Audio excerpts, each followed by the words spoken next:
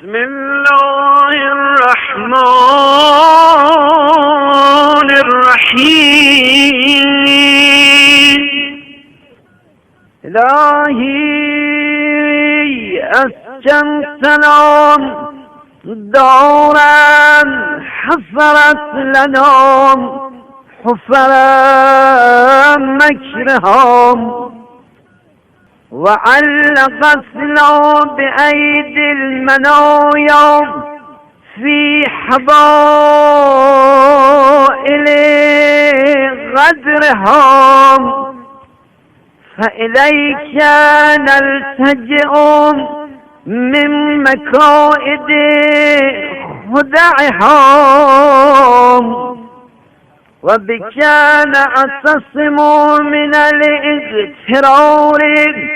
بزخارف زينتهم، فإنها المهلكة طلابها المتلفة حلالهم، المحشوة بالآفات،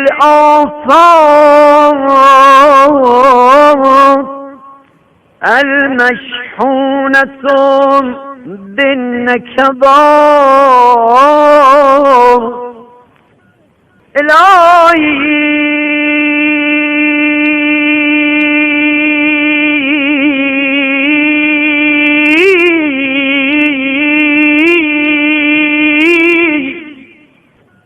إلهي فزهدنا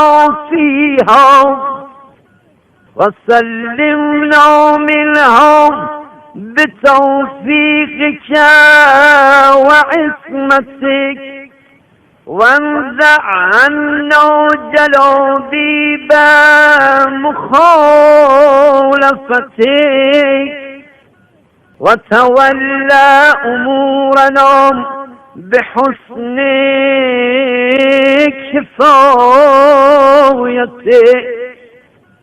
وأوفر مزيدنا من سعة رحمتك، وأجمل صلاتنا من فيض مواهبك،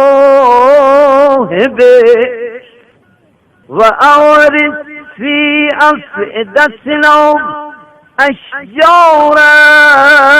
محبتك، وأتمم لنا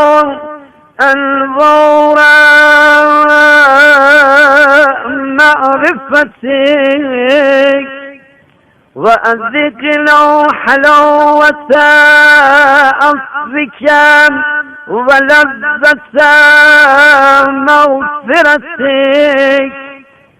وأقرر أعيننا يوم لقائك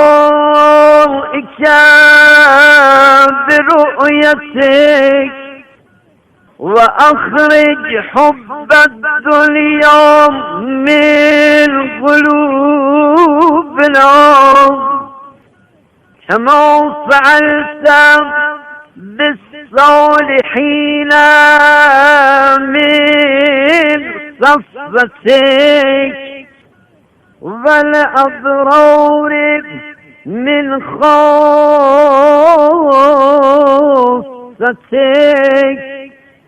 برحمتك يا